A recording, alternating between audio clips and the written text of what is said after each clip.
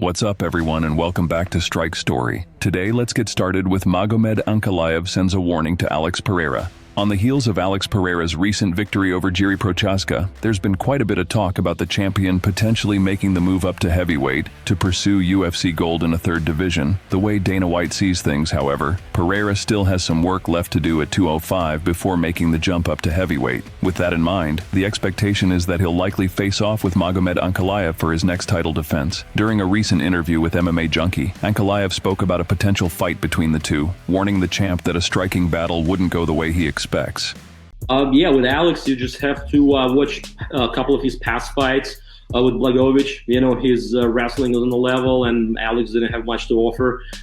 Same with Adesanya. They're both strikers, but Adesanya was able to show him some wrestling.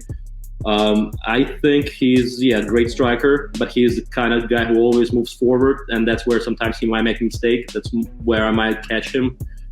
There is, strategy we have if he's going to be doing striking, but also if we add wrestling here, I think he doesn't stand a chance. And Ankalaev also weighed in on Pereira potentially moving to heavyweight, saying that the champ simply can't move up in weight without fistfighting him. Given Ankalaev's win streak and the fact that John Jones is on a collision course with Stipe Miocic and Tom Aspinall is preparing to fight Curtis Blaydes, it sounds like another title defense may be up next for Pereira. Before continuing the video, if you haven't subscribed to my channel yet, please do so, leave your comments, and like the video. Next up, Michael Page breaks silence after Garry loss. On the heels of Michael Venom Page's UFC 303 loss to Garry, the former Bellator contender has broken his silence in a post on social media. Page reflected on the decision loss, which saw him concede nearly 8 minutes of control time to The Future, writing, "When defeat comes, accept it as a signal that your plans are not sound. Rebuild those plans and set sail once more toward your coveted goal." So far, there's been no word as to when MVP will look to return to the octagon. In the event that he didn't sustain any serious injuries in the fight, the Nevada State Athletic Commission will tag him with a 7-day UFC record now at 1-1. It'll be interesting to see where MVP goes from here. Next up, let's take a look at Robert Whittaker reacts to Sean Strickland's comments. After a flawless victory over Ikram Aliskerov, Robert Whittaker finds himself ranked at number 3 on the UFC's official rankings, with number 2 ranked contender Israel Adesanya set to fight for the title next month. A bout between Whittaker and Strickland for the number 1 contendership seems to make the most sense. Despite that, Strickland isn't sold on the fight and has made it clear that he plans to sit out and wait for a crack at the winner of the Du Plessis-Adesanya fight. During a recent interview with Southern Cross Combat, Robert Whittaker reacted to the comments from Strickland. I don't care.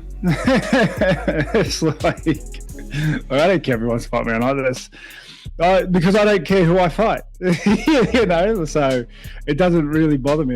The MMA community was quick to react to Whittaker's response, with one fan writing, "Whittaker is what Sean says he is." Another questioned whether Strickland would actually get a title shot against the winner of the Du Plessis-Adesanya fight, writing, "People thought Whittaker was done after the Du Plessis loss, but he's bounced back tremendously. I'm pretty sure the UFC isn't giving Strickland a title shot just by waiting for it." As one wrote, "If Rob is willing to fight Sean but not vice versa, then Rob is getting the next shot." Another added, "Leave Sean to bullying random dudes off the street and then coming in on fight night to play patty cake." With a Whittaker and Strickland fight making the most sense for this division, only time will tell how this standoff plays out. Next, let's take a look at UFC Fight Updates. Ahead of this weekend's Diaz vs. Masvidal boxing match, let's take a look at today's UFC Fight Updates, starting with a short notice change to the UFC Denver card on July 13th. According to reports, Drew Dober will now fight Joaquim Silva after Dober's original opponent, Mike Davis, withdrew from their scheduled fight. Shifting gears and looking ahead to August, reports have indicated that a heavyweight bout between Shamil Abdurakhimov and Dontala Mays has been set for UFC Abu Dhabi on August 3rd. The bout will see Abdurakhimov look to bounce back after the first loss of his professional career just earlier this year, while on the flip side, Mays will look to build on an April victory over Josh Parisian. Later that month, Li Jingliang will return to action to fight Carlos Prates in a welterweight bout at UFC 305 on August 17th. The bout will see Jingliang look to bounce back from a split decision loss to Daniel Rodriguez on the infamous UFC 279 card, while Prates looks to build on a 2-fight win streak inside the octagon. Several weeks later, Andre Lima and Felipe dos Santos will collide in a flyweight bout bout at UFC Vegas 97 on September 7th. In that bout, Lima will look to extend his 9-0 professional record, while on the flip side, Dos Santos looks to build on a split decision win over Victor Altamirano back in February. Last but certainly not least, in the way of UFC Fight Updates, reports have emerged that Yasmin Hay and Kelvin Souza will collide at the next UFC event on September 14th. The bout will see Hay look to build on a win over Sam Hughes, while on the flip side, Souza looks to build on an April win over Marcin Tybura. Next, let's take a look at Ilia Topuria disrespecting Conor McGregor. Although Topuria called out Conor McGregor after his UFC 298 win over Alexander Volkanovski, the featherweight champ is no longer interested in competing against McGregor, following McGregor's recent withdrawal from UFC 303. Topuria spoke in a Spanish-speaking interview with Marca, where he took aim at McGregor for losing his way when it comes to preparing for fights and, as a result, losing confidence in himself. When asked if he would be interested in a fight with McGregor, he responded by saying, "Would I fight Conor? No, I don't think so anymore.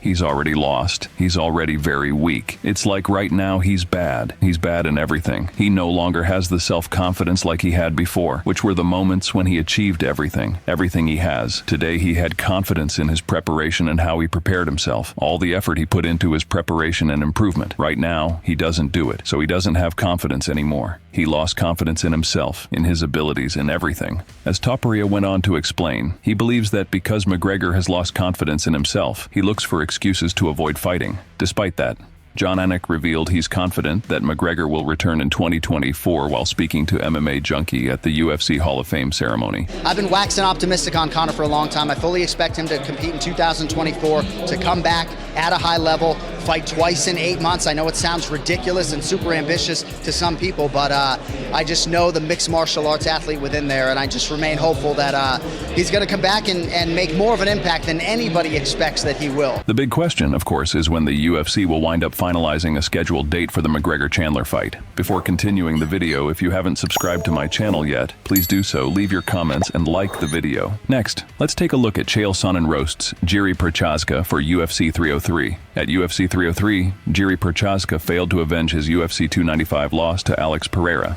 Much like the pair's first fight, Prochazka found himself on the wrong end of a second-round TKO loss, leaving the former champ searching for answers in the wake of the bout. In a post on social media, Prochazka revealed to his fans that if he can't evolve as a fighter, then he has no business stepping into the octagon again. During a recent video for his YouTube channel, Chael Sonnen fired back, weighing in on Prochazka's comments. Prochazka already talking to the fans, already doing some weird Yuri stuff, and I don't know, man, being a baby, I don't know. He says he's got to either evolve or he's got to quit. It's just a very interesting statement.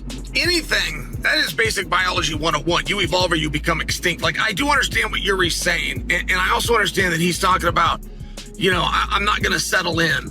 When you lose a contest, decide that that's the time where you've got to change things. Like, you can't be outcome based.